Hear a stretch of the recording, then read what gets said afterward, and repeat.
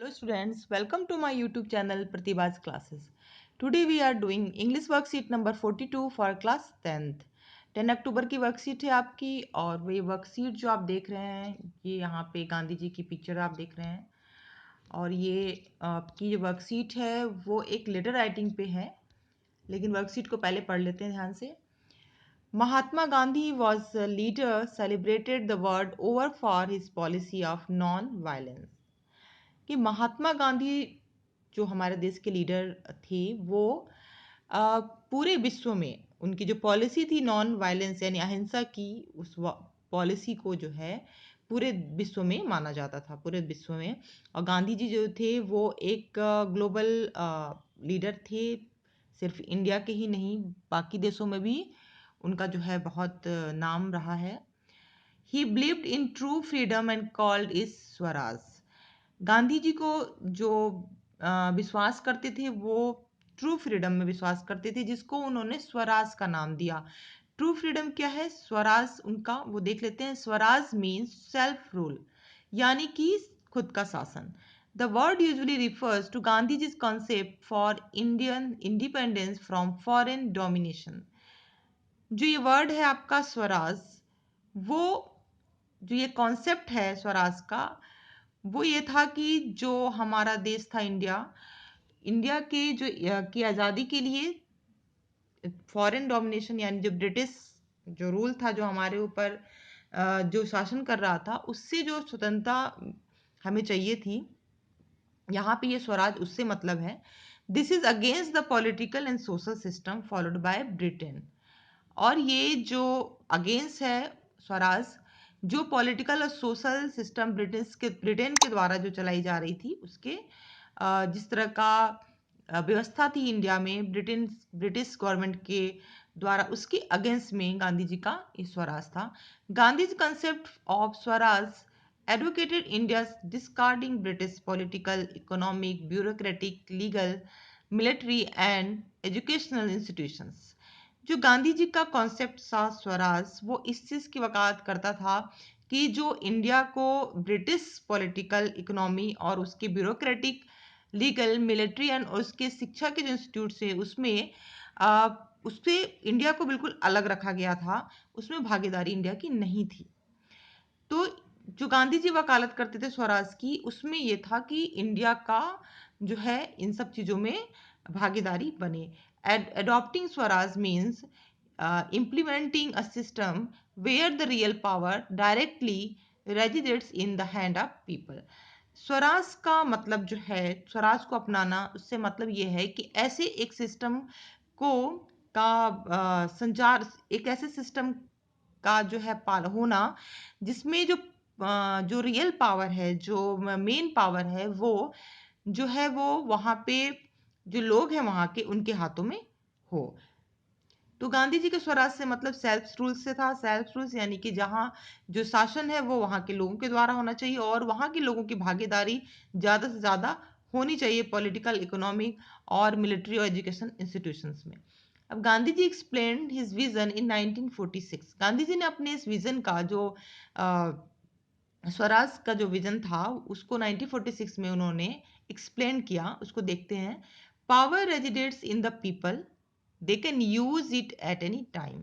कि जो पावर है वो पीपल में, लोगों में जो है वास करता है और वो उसका यूज कभी भी कर सके। This philosophy rates inside an individual who has to learn to be master of his own self and of his community which must be dependent only on itself. कि गांधी जी का ये मानना था कि ये जो फिलॉसफी थी उनकी, कि जो जो स्वराज से मतलब है कि हर एक व्यक्ति जो है वो उसे मतलब कि खुद का जो है, खुद का मालिक हो। हर एक व्यक्ति जो है उसका जो है अपने आप का ऑन सेल्फ, उस पर अपना, अपने ऊपर उसका पूरा अधिकार हो।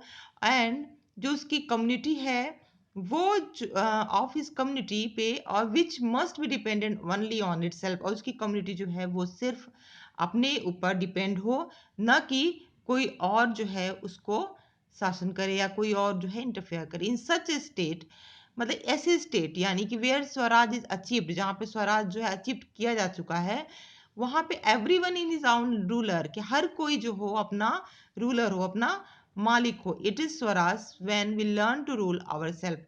स्वराज वह है जहाँ पे हम खुद पे, मतलब खुद ही अपने ऊपर रूल करना, मतलब कि अपने ऊपर अधिकार रखना सीखते हैं। बेसिकली स्वराज से मतलब ये है कि हमारा शासन, हमें स्वतंत्रता हो कुछ भी कहीं जाने की, आने की, और कोई भी काम करने की। यहाँ पे गांधी जी से ये मतलब है कि हम, उस समय ब्रिटिश रूल था, और कोई भी चीज़ जो है किसी भी इंडियन के लिए पॉसिबल नहीं थी कुछ भी काम करने कर पाना। After reading this and also thinking about what you read about True Freedom by Nelson Mandela in the lesson from your textbook, ये पढ़ने के बाद और आपके जो थिंकिंग जो आपकी बनी, जो विचार बना, जो आपने लेसन पढ़ा है फ्रीडम के बारे में, जो नेल्सन मंडेला के द्वारा जो फ्रीडम ली गई, जो लेसन में आपके टेक्स्ट बुक में, उसके बाद जो आपकी थिंकिंग, जो विचार आपका बना है स्वराज को लेकर, write a letter to the MLA of your area explaining what Swaraj mean to you as a student and a citizen of your country।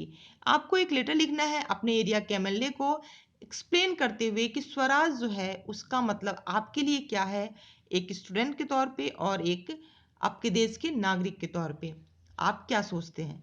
ये आपका क्वेश्चन है यहाँ पे। तो हम इसके लिए एक लेटर जो है मैंने तैयार किया हुआ है वो हम देख लेते हैं।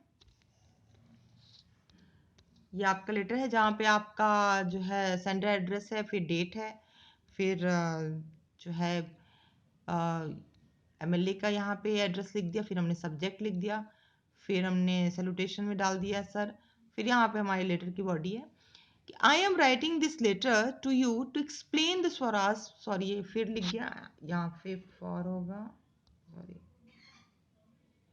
ये वो होगा, for me as a student and as a citizen, कि मैं आपको जो है ये लेटर लिख रहा हूँ एक्सप्लेन करने के लिए कि जो स्वराज मेरे लिए एक स्टूडेंट के तौर पे और एक सिटीजन के तौर पे क्या है।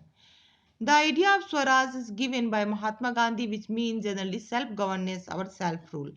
जो आइडिया है स्वराज का वो महात्मा गांधी के द्वारा जो है दी गई, जिसका मतलब है खुद पे खुद का शासन, सेल्फ रूल, कि अपने खुद के द्वारा शासन यानी अपना शासन। The word Swaraj usually refer to Gandhi's concept for Indian independence from British domination.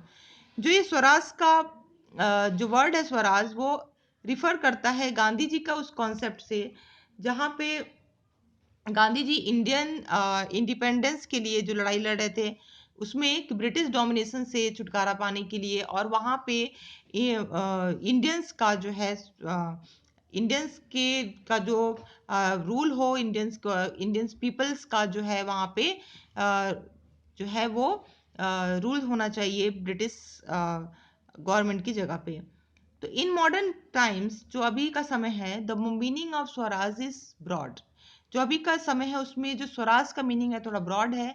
As a student I feel Swaraj for students mean freedom to study, freedom making career in any field, no gender or caste discrimination, every students get fair chance to study, education will be available for every children, only by education our country will be developed।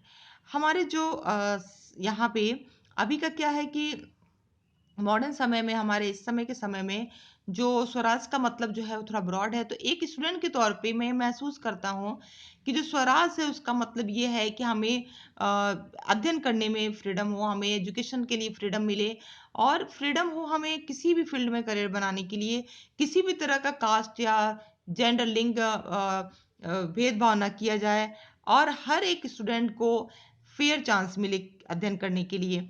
Education will be available for every children, और सभी बच्चों के लिए education available होना चाहिए। और क्योंकि केवल एजुकेशन के द्वारा ही हमारी जो कंट्री है वो डेवलप्ड हो सकती है। Swaraj as citizen mean freedom to live anywhere and equal opportunity in job, security of life, food and shelter, freedom to speech, and by this a modern Swaraj will be established. The government should try to make the country of this modern Swaraj when everyone can get opportunity to live and grow।